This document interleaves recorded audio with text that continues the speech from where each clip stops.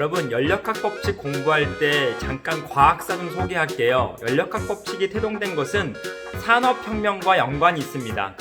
당시에 가장 중심이 되었던 증기기관의 발명, 화석연료를 연소시켜서 운동에너지로 바꾸는 시스템, 그것이 바로 열기관이라고 하는데, 그 이후에 발생한 내연기관인 지금의 자동차 엔진도 열기관의 대표인 것으로 여러분이 알 수 있고요. 그리고 그 이후에도 제트 엔진 뿐만 아니라 많은 열기관들이 발생해서 사람들은 어떻게 하면 효율을 높일 수 있을까, 에너지의 출력을 높일 수 있는 방법을 고민하는 과정에서 열효율이라는 공식이 태동한 것입니다.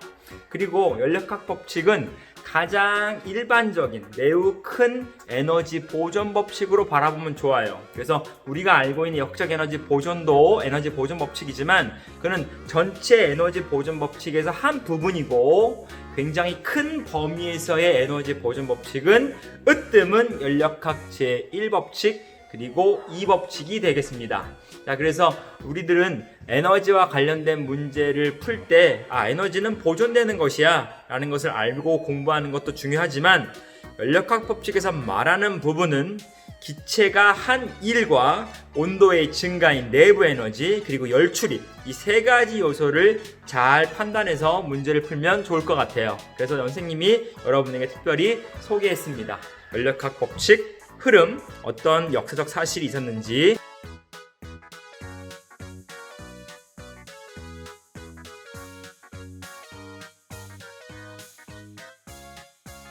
네, 여러분, 같은 76쪽의 4번 문제, 열기관의 효율을 묻는 문제에 대해서 풀어볼 건데요. 이거 하기 전에 선생님이 이거 개념에 대한 학습을 하지 않았어요. 개념 정리를 하지 않았기 때문에 지금 바로 이 자리에서 개념 정리를 함께 하고, 그리고 나서 열기관에 대한 효율 문제를 풀어보도록 하겠습니다. 우리가 상식적으로 쉽게 생각해 볼게요. 자동차 한번 그려보겠습니다. 자동차가 이렇게 있어요. 근데 자동차에서 자동차 연료를 태우죠?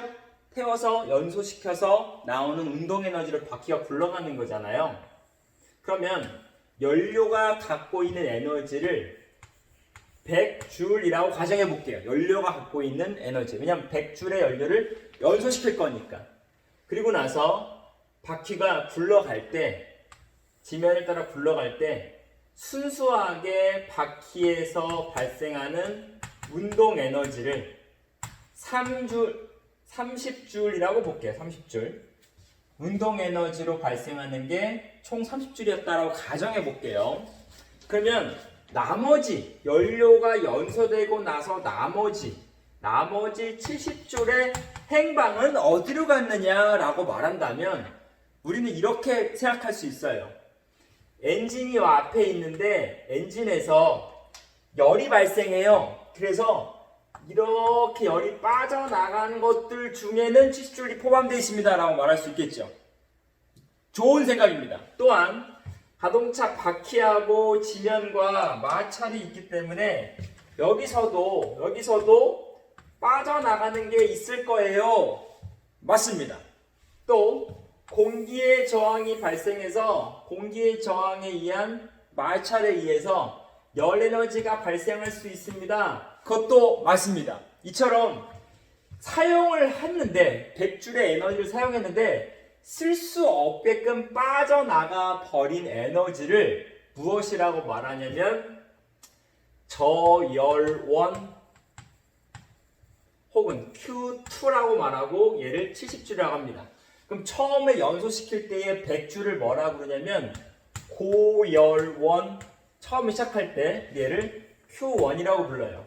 처음 시작하는 에너지의 크기 Q1, 그리고 운동 에너지를 통해서 발생한 에너지를 뭐라고 하냐면 기계장치, 열기관이 한 1이라고 합니다. 열기관이 한 1. 그래서 열기관이 한 1은 결국 30줄에 일을 했고 나머지 70줄은 쓸모가 없게 되었어 라는 것이 전체적인 이야기의 흐름이에요.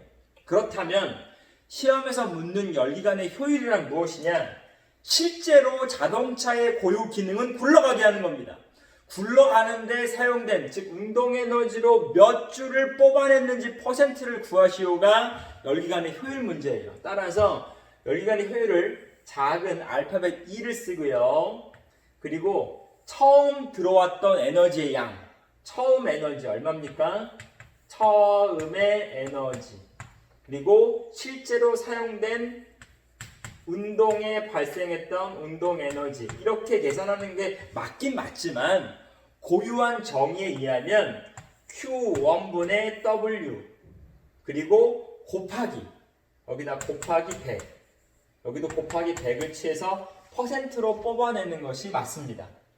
Q1분의 처음 에너지분의 실제로 구동에 쓰였던 에너지의 크기. 그래서 계산을 해볼까요?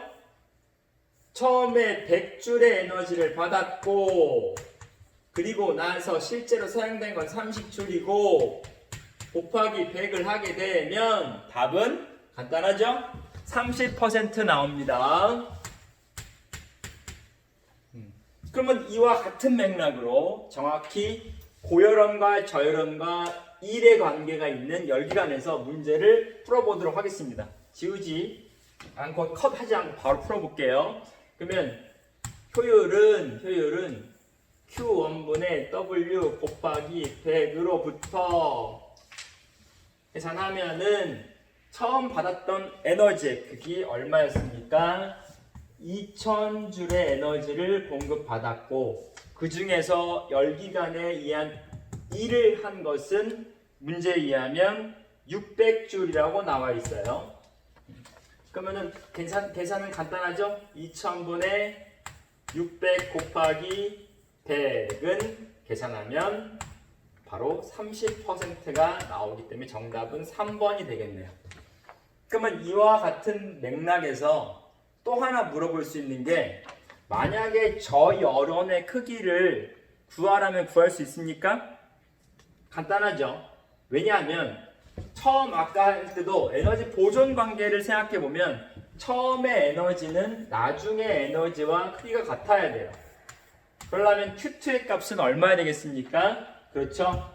1400줄이 되어야 됩니다. 그럼 여기서 알 수 있는 것들 중에 연력학 2법칙에서 말하는 바가 뭐냐면, 어떠한 열기관도 반드시 저열원의 에너지가 생성된다. 저열원이 열 에너지가 0이 되는 일은 결단코 없다. 또 열 효율이 100%가 된다는 말은 2000줄이 몽땅 다 2000줄의 열기관이 한 일로 바뀌는 걸 말하는데, 2000이 여기가 2000으로 되는 이런 일도 결단코 없다입니다. 이것이 연력학 2법칙에서 말하는 내용의 응용편입니다. 그래서 항상 어떠한 열기관이든지 간에 운동을 시키다 보면 마찰에 의해서 또 쓸모없는 열의 방출에 의해서 반드시 효율은 100%를 만들 수가 없다는 내용이 나오죠. 그것처럼 우리도 방금 구한 결과가 30%입니다.